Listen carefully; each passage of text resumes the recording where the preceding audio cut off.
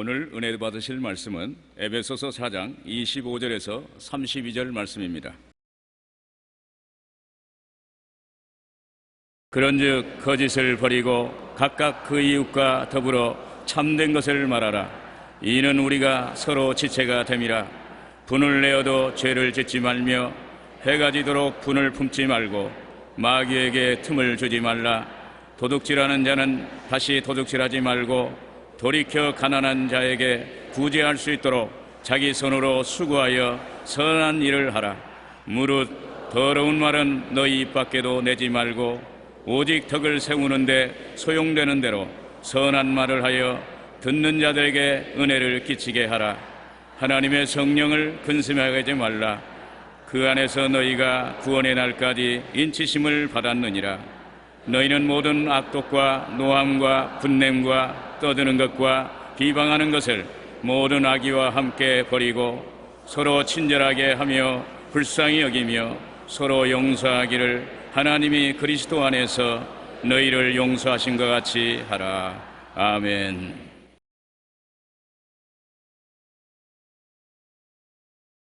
우리 두세 사람이 주의 이름으로 모이면 주님이 함께 계시겠다고 말씀하시는데 눈은 안 보이고 귀에는 그 음성 안 들리고 손은 잡히는 것 없어도 주님은 성령으로 우리 가운데 와 계십니다. 그러므로 오늘 좋은 일이 일어날 것입니다. 저는 신앙생활과 신앙의 인격이란 제목으로 은혜를 나누고자 합니다. 어느 부흥집회의 한 흑인이 자신이 어떻게 구원받은 것을 간증을 했습니다. 그는 하나님께서 은혜를 주셔서 자신의 마음을 움직여 자기의 죄의 굴레와 죄책감에서 해방시켜 주셨다고 기쁘게 간증을 했습니다. 간증이 끝나자 사회자가 그에게 물었습니다. 형제님이 받은 구원에 대해서만 말씀하시는데 구원받기 위해서 형제님이 어떠한 노력을 했는지 그것을 말씀해 주십시오. 그러자 그는 즉시 이렇게 대답했습니다. 제가 한 일에 대해 말씀드리는 것을 잊었습니다. 저는 30년이 넘는 세월 동안 하나님으로부터 멀리 도망다니는 일만 했습니다. 제 마음속에 욕심껏 시키는 대로 죄를 지었을 뿐입니다. 그런데 하나님께서는 도망다니는 저를 끝까지 따라오셔서 결국 저를 쓰러뜨리시고 기적같이 죄에서 해방시켜 주셨습니다.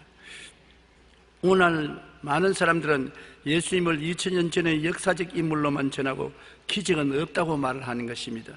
또한 구원을 얻기 위해서 믿음뿐만 아니라 응당한 행위를 해야 한다고 기형적인 복음을 주장합니다. 그러나 구원은 이 흑인이 간증한 것처럼 오직 믿음으로 얻는 것입니다.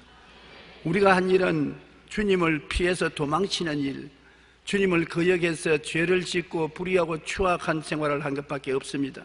그러나 주님이 그 자비와 긍휼로 우리를 붙잡아서 우리를 성령으로 감동시켜서 회개시키고 예수를 믿도록 도와주셔서 순수히 주님의 은혜로 구원을 받게 된 것입니다. 그러나 구원받는 것하고 신앙적인 인격의 성장하고는 대단히 틀립니다.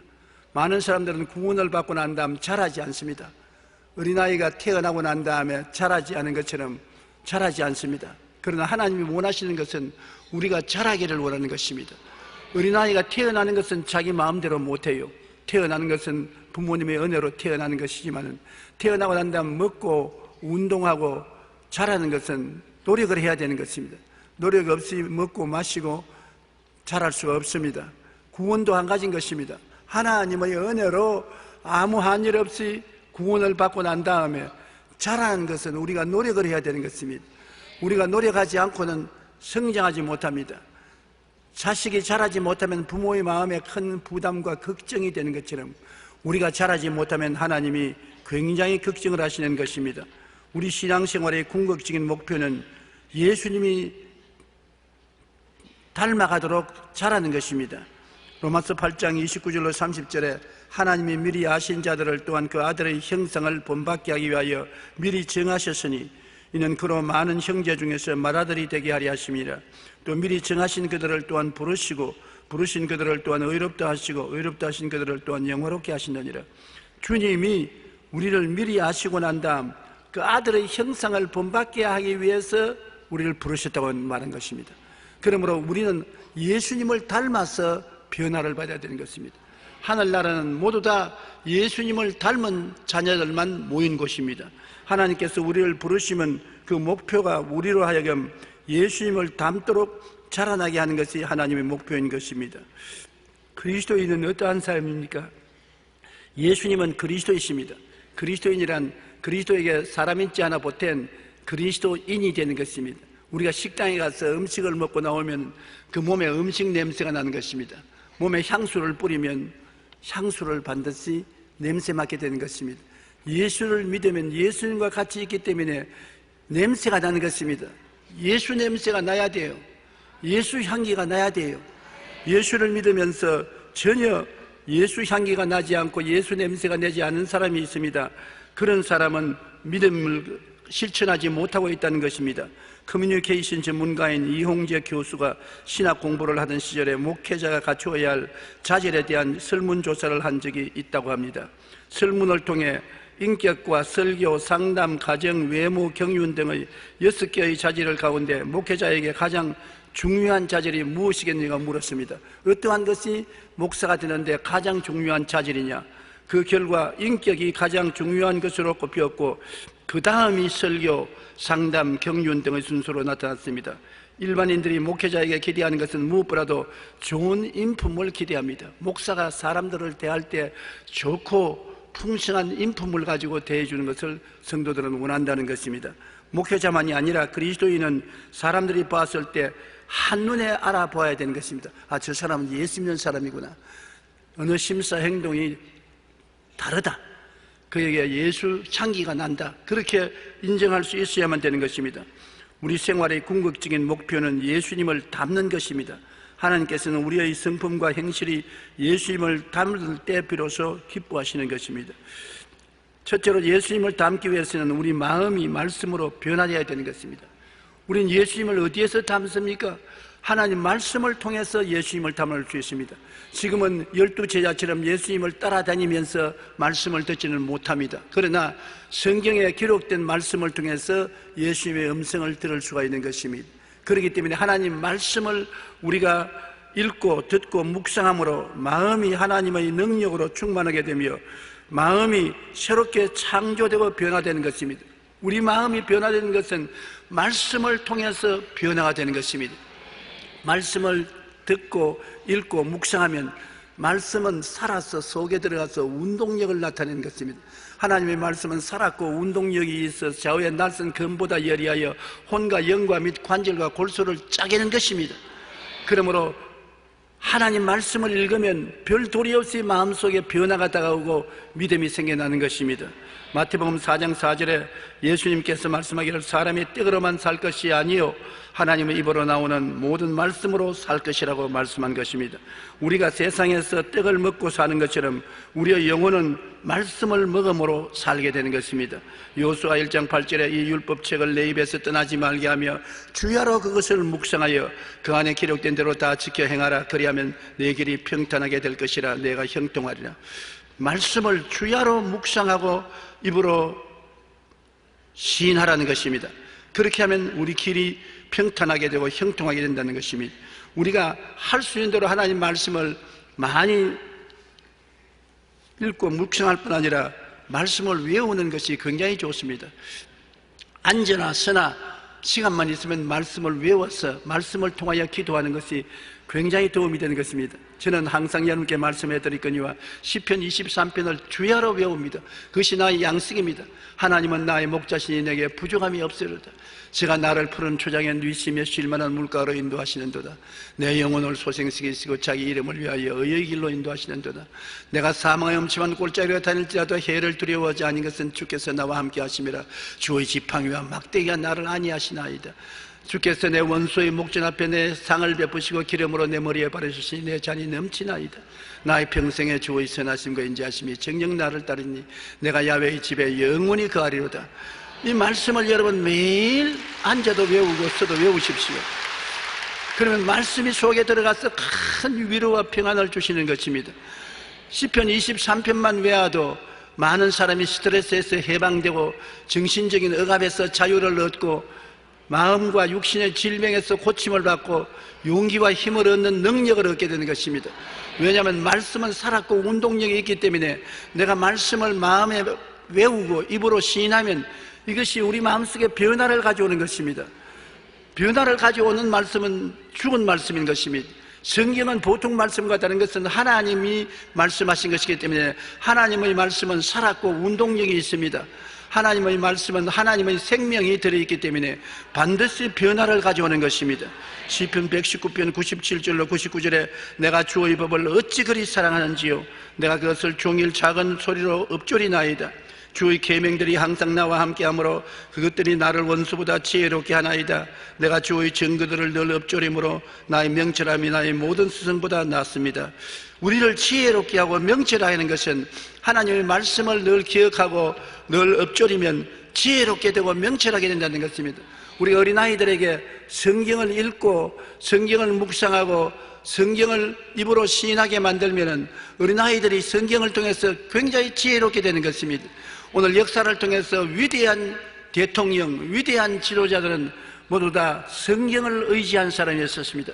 성경을 통해서 나라를 다스리고 돌보시는 분이신 것입니다. 하나님의 성경은 여러분에게 놀라운 지혜와 총명과 모략과 재능과 지식을 허락하여 주시는 것입니다.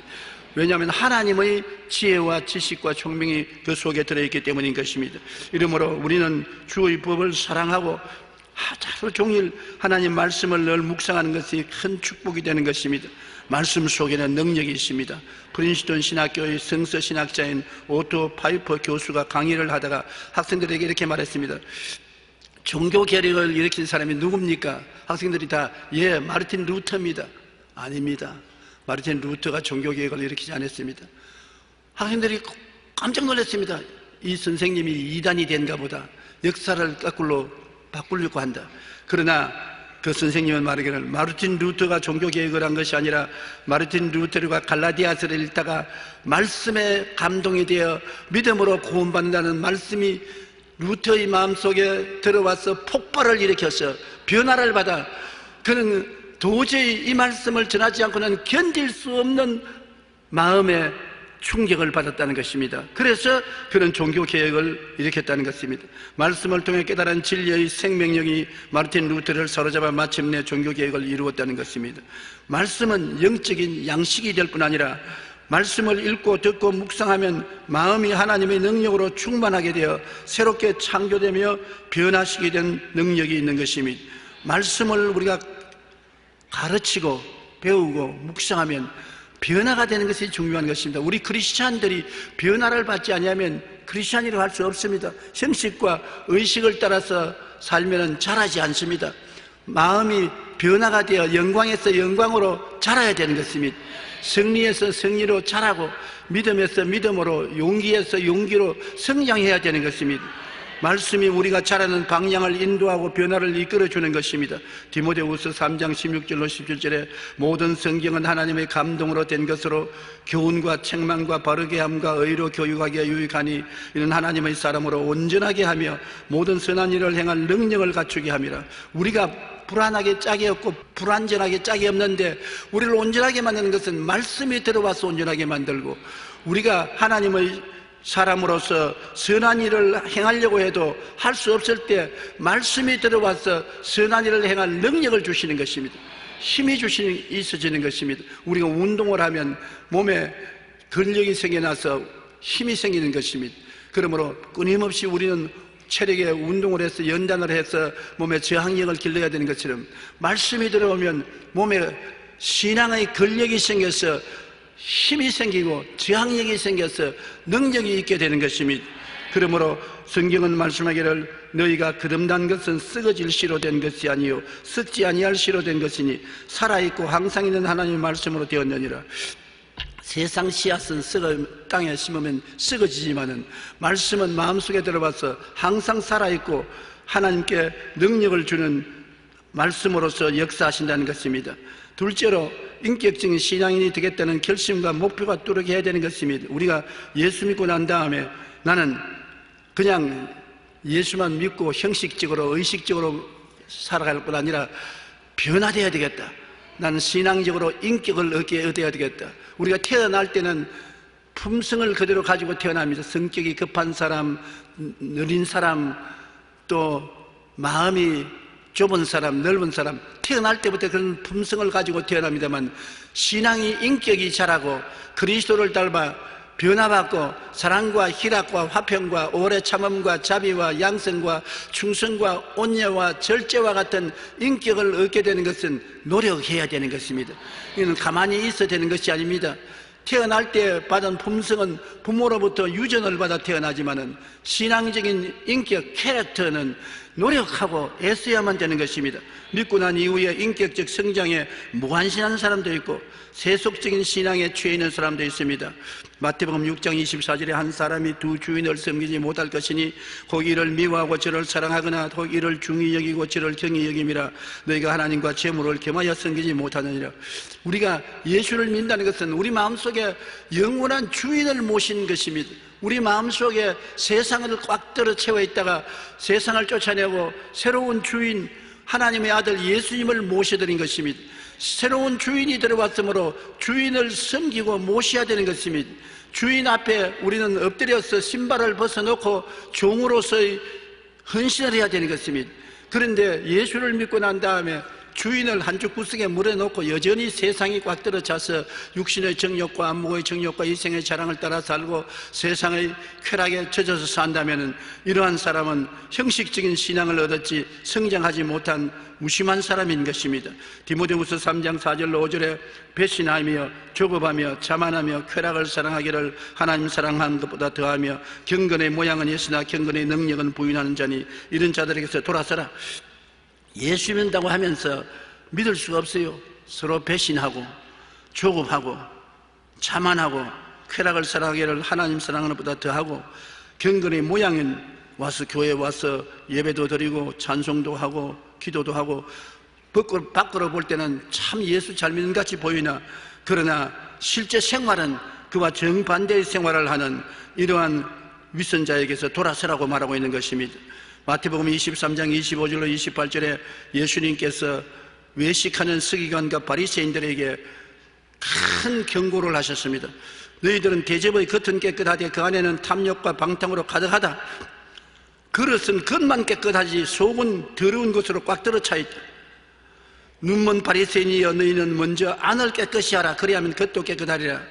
화 있을진저 외식하는 서기관들과 바리새인이여 회칠한 무덤 같으니 겉으로는 무덤을 아름답게 회칠을 해놓아서 야, 그 무덤 참 그 곱다 아름답다.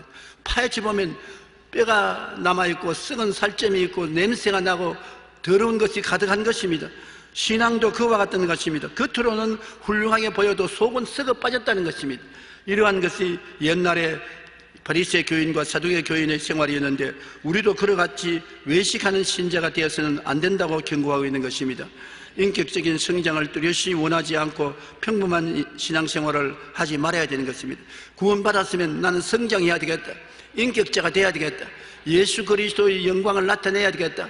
그렇게 마음의 결심을 해야 되는 것입니다. 왜냐하면 우리가 사는 이 세상은 시간이 지나가는 것입니다. 세월이 흘러갑니다. 아무리 세월을 잡아놓으려 해도 잡아놓을 수가 없는 것입니다. 그러므로 이 세상에 살 동안에는 세월이 흘러가지만은 딱 죽고 난 다음에는 영원으로 들어갑니다. 영원한 세상은 흘러가지 않습니다. 변화도 하지 않습니다. 이 세상에서 자란 그대로 들어가서 그대로 영원히 남습니다. 지옥에 떨어지면 영원히 지옥에 남아있지 다시 변화되어서 천당으로 올라가지 못합니다. 천당에 올라갈 때 중학생 정도로 인격이 성장해서 들어가면 영원히 중학생 정도로 사는 것입니다. 천당에 올라갈 때 대학원 졸업생 정도로 인격이 자라서 들어가면 영원히 대학원생 정도의 인격을 가지고 사는 것입니다. 그것이 뭐냐? 그릇이 적으면 은혜와 축복도 적고 그릇이 크면 큰 축복을 받는데 천국에 들어가서도 똑같이 살 것으로 생각하지 마십시오. 이 세상에서 자란 분량대로 하늘나라에서 영광을 누리게 되는 것입니다.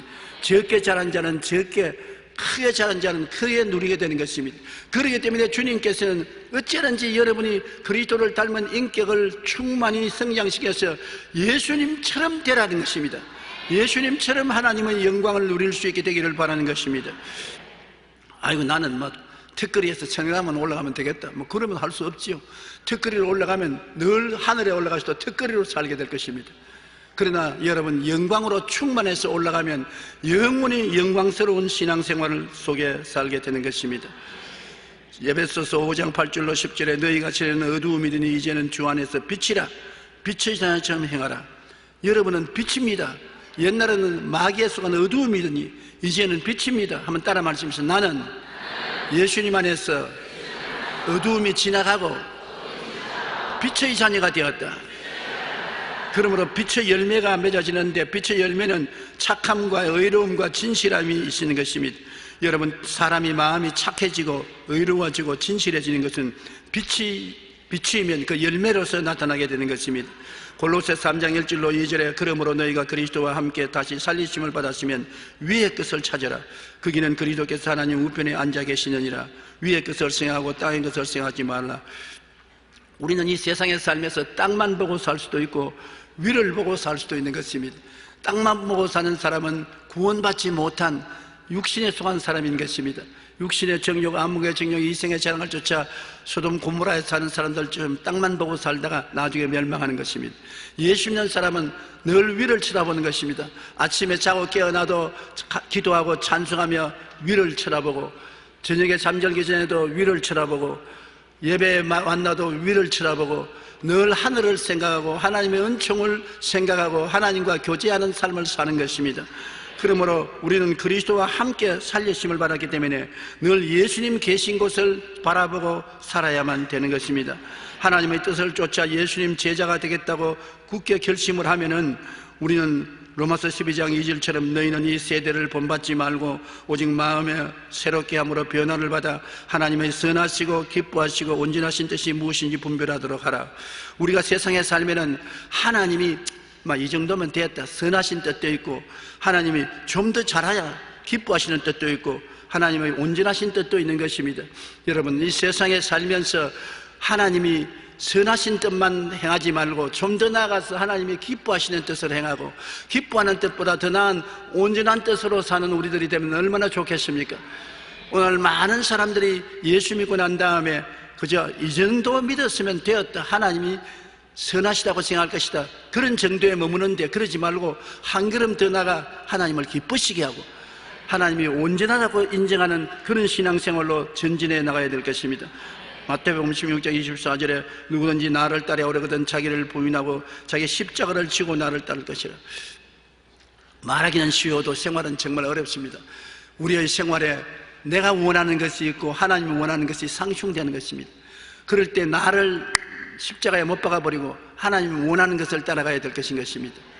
주일날 내가 꼭 교회에 나가야 되겠는데 친구들이, 동창들이 모여서 그날 운동하러 나가자 그럽니다.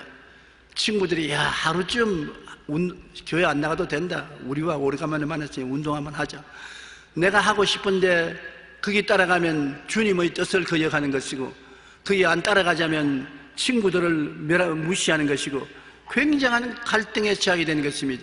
그때 야, 그냥 갈 수 없으니까 내 기도나 좀 하고, 자기 혼자 주님 바쁘니까 좀 들으십시오. 그러고 성경 읽고 기도하고 오늘은 이것만 만족하고 주십시오. 그런다고 해서 하나님이 그를 용납하고 인정할 수가 없는 것입니다. 그러므로 자기를 십자가에 못 박아야 돼요. 자기를 못 박고 이 세상을 부인하고 그리고 주님을 따라 나가면 한 머리는 섭섭하지만은 다른 면에서는 기쁨과 즐거움이 넘치게 되는 것입니다. 나를 십자가에 못 박는다는 것은 내가 섭섭한 일을 당할 때가 많습니다. 섭섭하더라도 나를 부인해야 되고 주님을 기쁘시게 하는 길을 택한다는 것은 참으로 온당한 일이지만은 노력을 해야 되고 투쟁을 해야 되는 것입니다. 쉽지는 않은 것입니다. 우리가 주님을 따라가면 열매를 맺고 하나님께서 영광을 드리고 주님의 참 제자가 될 수 있는 것입니다. 어느 교회 40대 부부를 대상으로 부부의 신앙생활에 관한 설문조사를 했습니다. 문항 중에 남편이나 아내의 신앙에 대한 평가를 하라고 했는데 152명이 대답을 했는데 그 가운데 배우자의 신앙이 성숙한 편이라고 응답한 사람은 135명 중에 4명밖에 없었습니다. 부족하지만 노력하는 편이라고 응답한 사람은 24명이었습니다. 부족하면서도 노력도 하지 않는다. 응답한 사람은 거의 대부분으로 124명이었습니다. 부부가 서로 볼 때 서로 형식적인 신앙을 하고 있다는 거 표현한 것이 124명입니다. 많은 사람이 신앙생활은 형식적으로 하거나 자기 뜻대로 하는 경우가 많습니다. 예수를 믿고 난 이후라도 인격적 성장에는 무관심합니다. 내가 뭐 인격적으로 잘하겠느냐, 예수 믿은 것만 해도 충분하다. 그렇게 해서 자기 마음대로 살고 무관심하게 사는 사람들이 많습니다. 신앙생활을 통해 인격적인 신앙인이 되기 위해서는 말씀에 따라 예수님 제자가 되겠다고 결심을 하고 목표를 정하고 십자가를 짊어지고 주님 따라가는 그러한 삶을 살아야 되기 때문에 희생이 따라오고 고통이 따라오는 것입니다.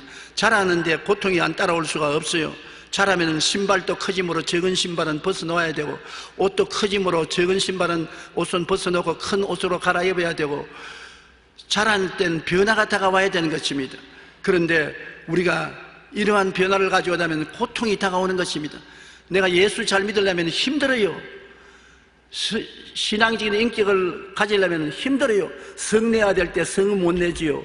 한 대 쥐어 받고 싶은데 못하는 것도 답답한 일이지요.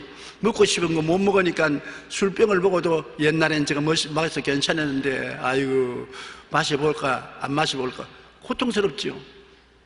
가고 싶은데 못 가니까 괴롭지요. 그러나 십자가를 짊어져야 되기 때문에 이런 고통을 참아야 잘하는 것입니다. 그럼 내가 참을 수가 없는데요. 난 내 힘으로 도저히 안 되는데요. 그래서 성령님의 도우심이 필요한 것입니다. 우리 하나님께서 우리가 능력이 없다는 것을 알고 계십니다. 그렇기 때문에 우리를 돕는 자 성령을 보내주신 것입니다. 성령을 다른 보혜사라고 말하는 것입니다. 다른 보혜사는 예수님과 꼭 같으나 다른 분을 말하는데, 보혜사는 하나님께서 보내심을 받아 우리를 돕기 위해서 항상 우리와 같이 계신 분을 말하는 것입니다. 우리와 같이 계셔. 지금 이 자리에 성령이 여러분과 같이 계시는 것입니다. 따라 말씀해서 보혜사는 나를 돕기 위해서 하나님께로부터 보내심을 받아 항상 같이 계신 분이다. 그러므로 이 자리에 항상 같이 계셔요. 하나님 말씀이 그렇게 우리에게 보증을 하셨습니다. 또 그리스도께서 너희 안에 계시면 몸은 죄로 인하여 죽은 것이나 영은 의로 말미암아 살아있는 것이라. 예수를 죽은 자 가운데서 살리시니 영이 너희 안에 거하시면 그리스도 예수를 죽은 자 가운데서 살리시니가 너희 안에 계시는 그 영으로 말미암아 너희 죽을 몸도 살리시리라. 우리가 예수를 믿으면 그리스도와 함께 십자가에 못 박혀 옛사람은 죽고 우리 속사람이 살아나서 영이 살아났지 않습니까? 그러면 살아나면 하나님의 성령이 우리 몸속에 와서 거하시면 성령이 우리 영혼만 도와주는 것이 아니라 죽을 육체도 치료하여 도와주신다. 나는 그런 것을 종종 체험합니다.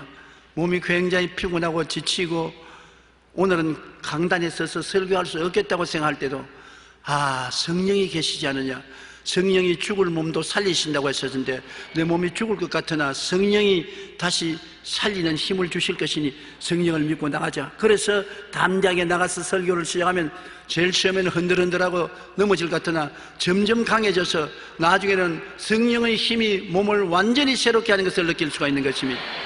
한두 번 체험했으면 모르겠거니와 늘 체험하는 것입니다. 한 번은 세상 뜻인 하용조 목사님이 저보고, 조 목사는 어떻게 생각할지 모르겠지만 나는 일주일에 이 신장 투석을 3번이나 하고 매일같이 죽음 직전에 서 있습니다. 나의 삶이란 죽음과의 몸부림입니다. 그래도 내가 항상 설교하라고 설교만 하면 새 사람이 되고 설교 끝마칠 때까지 기운이 충만해지는 것입니다. 나는 그런 체험을 하는데 조 목사는 그런 체험을 해본 적이 있습니다. 그래서 나도 갔습니다. 나도 동창생이니까 그 참 하나님께 감사하고 성령이 도와주시는 한도 내에서는 우리가 어떠한 연약도 이길 수가 있다고 내가 보증을 한 것이 있습니다. 여러분, 하나님 성령께서는 우리 연약함을 도와주시는 것입니다.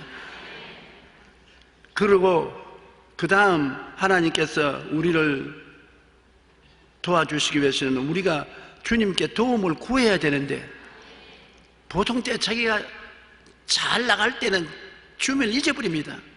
제자들이 여러분 배를 타고 갈릴리를 건너갈 때 평안하고 좋았습니다. 푸른 하늘, 조용한 물결, 순풍이 다가오니 기분이 좋고 해서 예수님 필요 없었어요. 예수님을 혼자 내버려 두었었습니다. 예수님은 아무도 대화해 주는 사람이 없기 때문에 배 한 머리에 손베개를 하고 주무셨습니다. 그런데 바람이 갑자기 불고 파도가 치고 물이 넘쳐서 배에 물이 서려 들어오고 배가 침몰할 위기에 처하니까 그때 고통 속에 제 아들이 누구를 생각했냐? 이제는 세상 즐거움이 순식간에 사라지고 자기를 고통에서 건져줄 예수님이 필요했습니다. 차는 예수님을 째흔들었습니다. 주님, 우리가 죽게 되었사오니 우리를 죽도록 내버려 두지 마시옵소서. 주님께서 일어나서 바람과 파도를 꾸짖으시니 즉시로 조용해졌습니다. 그때 예수님께서 너희 믿음이 어디 있냐고 꾸짖으신 것은, 우리가 좋을 때는 우리 믿음이 세상에 있지요, 주님을 찾지 않습니다. 고통이 있어야 주님을 찾습니다. 그렇기 때문에 예수 믿는 우리들이 자라게 하기 위해서는 주님께서 사망의 엄침한 골짜기로 지나게 만들어주는 것입니다. 좋을 때는 예수님을 찾지 않는데 사망의 엄침한 골짜기를 찾으면 주님이 같이 계신가 찾기 시작하는 것입니다. 주님이 있어야 살아날 것이니까. 물에 빠진 사람은 뭐라도 잡지요? 지푸라기라도 잡습니다.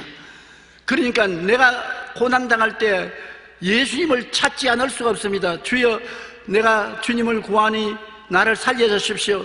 그리고 맹세도 많이 합니다. 살리만 주면 이제 주일 열심히 지키겠습니다. 11조 꼭 내겠습니다. 전도 열심히 하겠습니다. 변화받겠습니다. 나중에 지키지도 못할 일을 맹세를 수두룩히 하지요. 그러나 고통을 당해야 자기 연약함을 깨닫게 되는 것입니다. 연약할 때 주님께 의지하면 주님의 은혜가 우리를 점령할 수 있는 것입니다. 우리가 스스로 강해서 주님께 의지하지 않냐고 주님을 뿌리치면 주님이 어찌할 도리가 없어요. 제가 늘 D.L. 무디 목사님과 그 딸의 이야기를 하는데, D.L. 무디 목사님이 그 딸을 데리고 얼음판을 지나갈 때 그 딸이 아버지 손 놔, 나 손 잡지 마, 나도 걸어갈 수 있어. 아버지가 위험한데 잡지 마. 그러다가 미끄러져서 엉덩방아를 쾅 찍었습니다. 그러자 우니까 아버지가 손을 탁 잡았습니다. 그래가 가다가 미끄러지면 아버지 손에 달랑 달립니다. 그가 미끄러져서 엉덩방아를 찍었기 때문에 아버지 손을 잡는 것입니다. 안 그러면 아버지 손을 잡지 않아요. 여러분도 엉덩방아를 찍어야 예수님의 손을 잡습니다. 고통스러워야 예수님의 손을 잡습니다. 예수님의 손을 잡으면 예수님의 지팡이와 막대기가 와서 여러분을 변화시켜 주시는 것입니다. 예수님의 지팡이는 예수님의 지혜와 총명과 모략과 재능과 지식이 체험되게 만들어주시고, 막대기는 예수님의 권세와 능력을 체험하게 해주는 것입니다. 예수님의 지혜와 총명과 모략과 재능과 예수님의 권세와 능력을 체험해서 변화되는 것입니다. 인격이 변화돼요. 한 대 얻어맞고 고통을 당하고 나면 아유, 옛날에 잘못하다가 호통하니 또 그런 거 안 당해야 되겠다. 그래서 변화되는 것입니다. 사람은 자기가 고통당한 만큼 변화되는 것입니다. 고통당하지 않고 변화된 사람은 없습니다. 여러분, 인생에 아무런 고통 없이 편안하고 안락한 중에서 예수 믿는 사람 몇 사람이 있습니까? 여러분, 누구든지 손가락 밑에 바늘이 들어가도, 가시가 들어가도 아팠으니까 예수 믿고 나왔지, 모든 것이 편하고 좋았으면 안 믿을 사람 많습니다.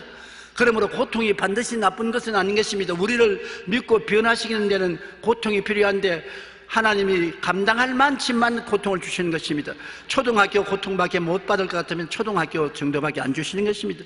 중등만은 하면 중등, 고등학교 정도 되면 고등 대학이면 대학 같은 고통을 당할수록 많이 깨어지고 그릇이 커지고 인격이 성장하게 되는 것입니다. 그러나 감당치 못할 것은 안 하는 것입니다. 그렇기 때문에 하나님은 여러분의 협조가 필요한 것입니다. 고린도후서 12장 9절로 10절에 나 여러 연약한 것들에 대하여 자랑하리니 이는 그리스도의 능력이 내게 머물게 하려 함이라. 이는 내가 약할 그때에 강함이라. 내가 약할 때 주님이 강하게 임하시는 것입니다. 약할 때 주님이 능력이 임하여서 나를 붙들어 주는 것입니다. 그러므로 약한다는 것은 내가 시험과 환난을 당하고 고난을 지날 때 약해지는 것입니다. 로마서 8장 26절로 27절에 성령도 우리 연약함을 도우시나니 우리가 마땅히 기도할 바를 알지 못하나 오직 성령이 말할 수 없는 탄식으로 우리를 위하여 친히 간구하시느니라. 마음을 살피신 이가 성령의 생각을 하시나니 이는 성령이 하나님의 뜻대로 성도를 위하여 간구하심이라. 보십시오.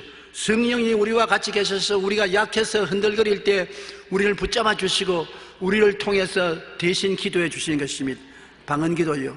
방언기도는 성령이 우리를 위해서 대신 기도해 주시는 것입니다. 하나님이 성령의 기도를 들으시고 우리를 도와주시는 것입니다. 우리 힘으로 못하니까 하나님 성령이 와서 우리를 성령이 기도까지도 도와주시게 되는 것입니다. 그래서 우리를 자라게 만들어 주시는 것입니다.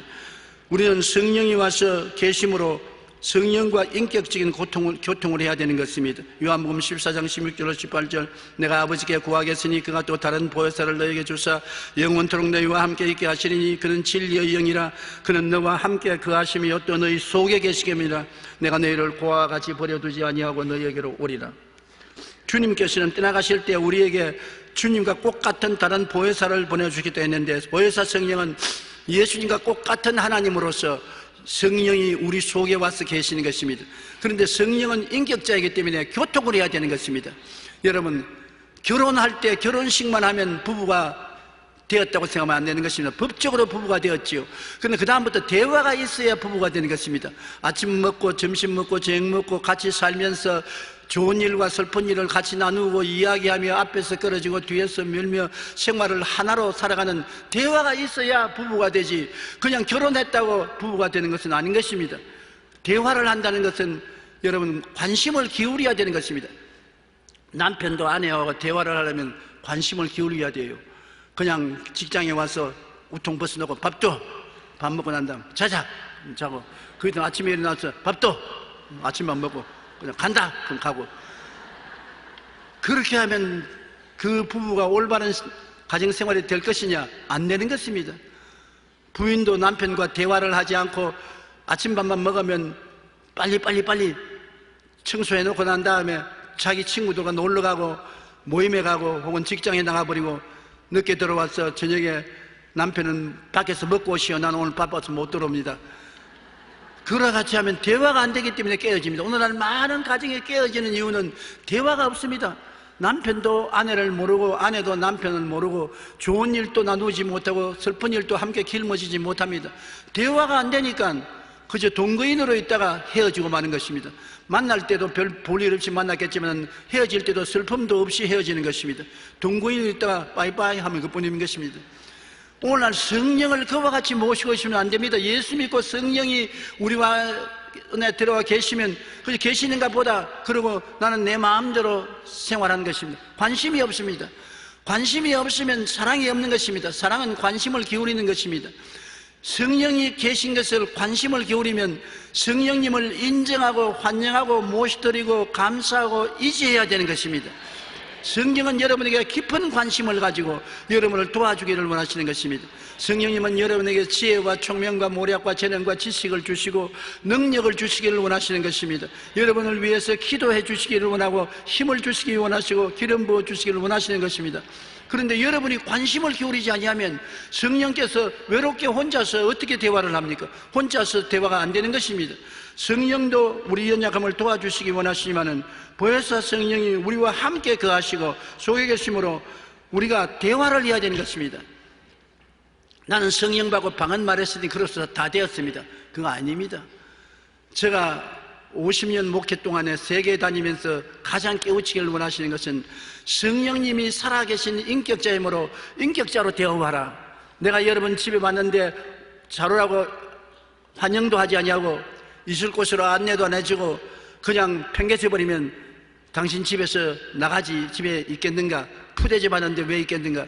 성령이 모든 사람 속에 슬퍼하는 것은 푸대접을 한다.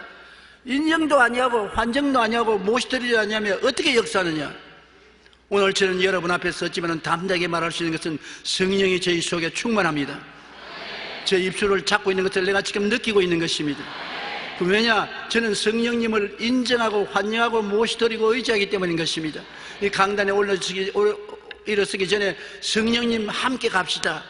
성령님 인정합니다. 환영합니다. 모시드립니다. 나는 성령께 의지합니다. 함께 나가십시다. Dear Holy Spirit, let's go. Let's go together. 함께 갑시다. 한번 따라 말씀하시죠. 성령님, 함께 갑시다. 시장도 함께 가고 학교도 함께 가고 사업도 함께 하고 염려도 함께하고 성령님 함께 도와주시옵소서. 기도도 혼자 하지 마십시오. 성령의 기름 부으심이 필요하지 않습니까? 성령님 기도하오니 기름 부어주시겠어. 성령님이 기도의 능력을 주시옵소서. 우리의 모든 생활에 성령님은 돕기 위해서 와 계신 것입니다. 성령님의 도움을 받지 않으면 여러분 손해입니다. 성령님은 아무것도 안 하기 위해서 와 있지 않습니다. 돕기 위해서입니다. 그런데 성령님이 도우시면 몸이 쩌릿쩌릿하든지 몸이 흔들리든지 떨리든지 해야 되죠. 대개 주님이 몸을 떨리게 하든지 쩌릿쩌릿하게 하는 사람은 아주 신앙이 어린 사람이 그렇게 하지, 성장한 사람은 그렇게 하지 않습니다. 아무 소리도 없고 느낌도 없고 아무 일도 안 한 것 같지만은 성령님은 여러분 믿음을 통해서 역사하는 것입니다. 여러분도 아는 듯 모르는 듯 여러분 가운데 역사하는 것입니다. 오늘 공기가 있지 않습니까? 공기가 여러분 꼭 바람이 되어야 있는 것이 아닙니다. 공기가 있는 것 느끼지 않아도 항상 공기가 있기 때문에 숨쉬고 살지 않습니까? 폭풍우가 되어서 불어오고 나무가 뽑히고 집이 날아가고 그렇게 해야 바람이 있는 것이 아닙니다. 그건 특수한 때고 조용하고 소리도 없이 느끼지 못해도 공기가 있어서 숨쉬고 사는 것처럼 성령님은 지금 여러분과 잠잠히 계신 것입니다. 고요하게 계신 것입니다. 그러나 성령은 여러분과 함께 계십니다. 도움을 청하십시오. 도와주십니다. 안 믿는 사람은 성령이 안 계시지만 여러분 성령이 계시기 때문에 성령으로 말미암아 초인적인 삶을 살 수 있는 것입니다. 보통 사람보다 훨씬 다른 능력 있는 삶을 살아갈 수가 있는 것입니다. 그렇기 때문에 하나님께서는 우리에게 축도할 때 주 예수 그리스도의 은혜와 하나님의 사랑과 성령의 교통하심이 너희 가운데 있을지라 했습니다. 하나님은 그리스도의 은혜가 우리와 같이 있고 사랑이 같이 있어도 이는 성령의 교통을 통해서 너희 것이 된다는 것입니다. 성령은 우리와 교통하면 예수님의 은혜를 퍼부어 주시고 교통을 통해서 하나님의 사랑을 우리에게 체험하게 해주시는 것인데 성령이 교통 안 하면 예수님의 은혜도 사랑도 체험하지 못하는 그림의 떡이 되고 마는 것입니다. 오늘날 가장 중요한 것은 우리 신앙이 자라기 위해서는 성령과의 교통을 해야만 되는 것입니다. 그래서 성령님의 은혜로 여러분의 감정도 달라지고 소원도 달라지는 것입니다. 골로새 3장 7절로 10절에 너희도 전에 그 가운데서 할 때는 그 가운데서 행하였으나 이제는 너희가 모든 것을 벗어버려라. 옛사람을 벗어버려라. 곧 옛사람이 어떤 사람이냐? 분함과 노여움과 악의와 비방과 입의 부끄러운 말이라. 너희가 서로 거짓말을 하지 말라. 옛사람과 그 행위를 벗어버리고 새 사람을 입었으니 이는 자기를 창조하신 이의 형상을 따라 지식에까지 새롭게 하심을 입은 자니라. 이렇게 옛사람을 벗어버리는데 내 힘으로 못 벗고 성령님이 도와주신다는 것입니다. 젊을 때는 옷도 자기 마음대로 탁 벗었다가 팍 입었다 하지 않습니까? 그러나 나이를 먹으면 돕는 자가 필요해요. 옛날에 윤치영 씨가 나이 많으시면서 골프장에 운동하러 나와서 혼자서 운동을 하는데 제가 친해서 저하고 늘 이야기했습니다. 우리 한국의 저명한 지도자 아닙니까? 그가 하는 말이 조 목사, 내가 고백을 하는데 마누라 있을 때는 필요한 줄 몰랐는데 없고 나니까 너무나 필요해. 뭐가 필요하니까 내 혼자 양말을 신을 수가 없어. 마누라 있을 때는 낑낑거리면서도 양말을 신겨주고 옷도 벗겨주고 옷도 입혀주고 그렇게 해주는데 마누라 없으니까 당장 양말을 내 혼자 신으려니까 양말을 신기가 얼마나 힘이 들고 옷 벗기도 힘이 들어서 겨우겨우 옷을 벗고 옷을 입는다네. 그러므로 마누라 있을 때 중요한 걸 알아라. 죽고 나면 나처럼 후회하지 말고 그렇게 말하더라고요. 성령도 여러분 우리에게 옛사람을 벗었는데 여러분 힘으로 못 벗어요. 여러분 힘으로 분한데 사귈 수가 없고 성인하는데 잠재울 수 없고 악의와 비방과 입에 부끄러운 말이 나오는데 어찌할 도리가 없는데 성령이 도와주시라고 부탁하면 성령이 와서 벗겨주는 것입니다. 성령이 우리 분함도 가라앉혀 주시고 노여움과 악의와 비방과 입술에 부끄러운 말도 제하여 주시고 거짓말도 제하여 주시고 옛사람과 그 행위를 벗어버리게 도와주시는 것입니다. 그러므로 여러분 성령으로 말미암아 여러분의 감정과 소원과 생활이 달라져야만 되는 것입니다. 내 힘으로 안 되니까 여러분 성령의 도우심을 간구하십시오. 마지막으로 우리가 세상의 언어와 천국 언어가 있다는 것을 알아야 되는 것입니다.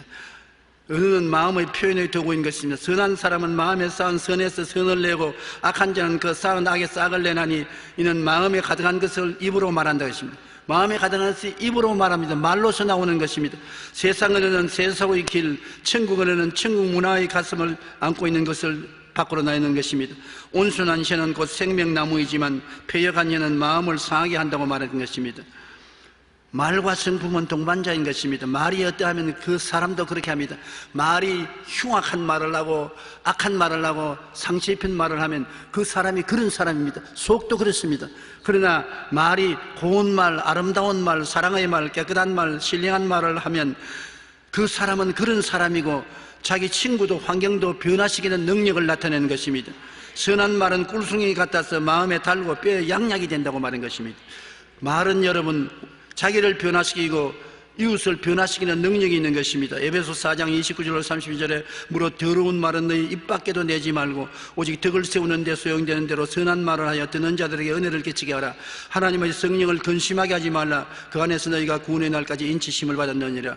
너희는 모든 악독과 노함과 분냄과 뜯어놓는 것과 비방하는 것을 모든 악의와 함께 버리고 서로 친절하게 하며 불쌍히 여기며 서로 용서하기를 하나님이 그리스도 안에서 너희를 용서함과 같이 하라. 우리가 말을 통해서 이렇게 변화된다는 것입니다. 내가 악한 말을 하고 남을 모욕하는 말을 하면은 그 마음도 그렇게 변화되고 이웃 사람도 그렇게 만드는 것입니다. 그러나 성령의 도우심을 받아서 모든 악의와 함께 비방하는 말과 악독과 분냄과 뜨는 것을 버리고 친절하게 하고 불쌍히 여기고 용서하는 말을 하면은 하나님의 성령께서 이것을 받아서 여러분도 그렇게 변화시키고 이웃도 변화시켜 주시는 것입니다. 말이 여러분의 인격을 변화시키는 것입니다. 내가 좋다고 말하면 나도 좋아지고 이웃도 좋아집니다. 내가 나쁘다고 말하면 나도 나빠지고 이웃도 나빠지는 것입니다. 내가 못 살겠다 하면 나도 못 살고 이웃도 못 살게 되는 것입니다. 내가 밉다고 하면 나도 못 미워지고 이웃도 미워지는 것입니다. 내가 약하다고 하면 나도 약해지고 이웃도 약해지는 것입니다. 말은 나만 영향력을 미치는 것이 아니라 이웃을 영향력을 미치고 주위 환경을 변화시키는 힘이 있는 것입니다. 말은 여러분 우리 인생에 굉장한 변화의 파워를 가지고 있는 것입니다. 말은 마음을 표현하는 도구입니다. 거꾸로 우리가 하는 말에 따라 우리 뇌가 다르게 반응한다는 것이 최근 연구를 통해서 증명되었습니다. 성경이 그래뿐만 아니라 오늘 심리학자들이 뇌를 연구해서 우리 말이 참말인 것을 증명한 것입니다.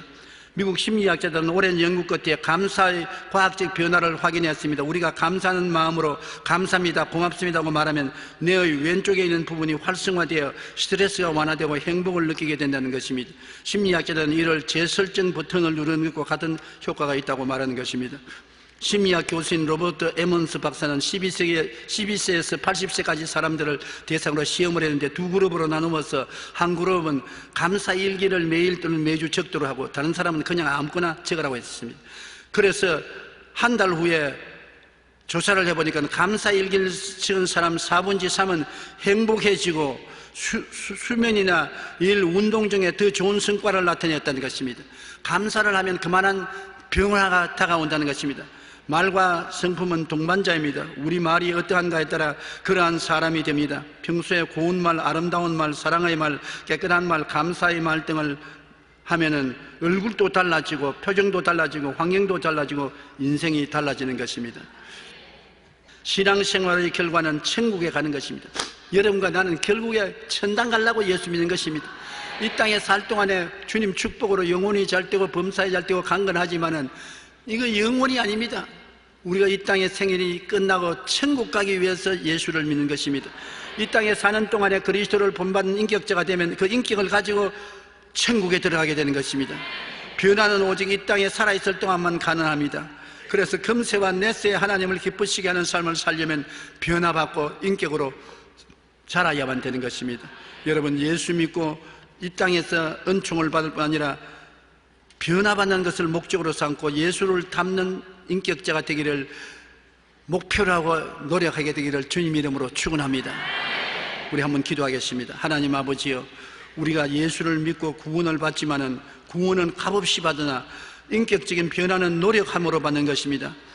노력은 우리가 힘쓰고 애써야 되고 우리가 고통을 당하게 되는 것입니다. 그러나 성령이 오셔서 우리를 도와주시고 하나님 말씀이 우리를 도와주심을 감사합니다. 아버지 하나님, 말씀을 의지하고 성령을 의지하고 노력하고 애씀으로 인격적인 변화를 받아 우리가 그리스도의 모습을 담는 삶을 살게 하여 주시옵소서. 예수님 이름으로 기도합니다. 아멘.